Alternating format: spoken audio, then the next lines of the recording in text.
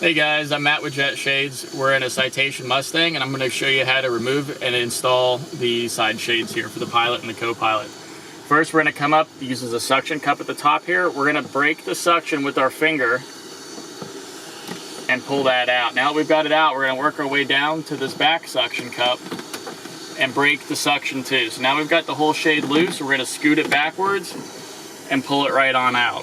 So installation is basically the reverse. What we're going to do is we're going to get the shade in the back here. We're going to make sure it goes behind the oxygen mask here, and we're going to hold it away so the suction cup doesn't automatically bite right in. There's a bump out right here on the front of the jet shade. We're going to tuck that behind the aircraft's trim and try to keep it away from the glass so the suction cups don't stick as you're trying to install it. So we're going to slide it forward just a little bit, make sure we have enough room at the top there for that suction cup to go in place, and then the back one is going to slip right in there. And then once it's lined up and in place, we're just going to push them tight so it stays in place.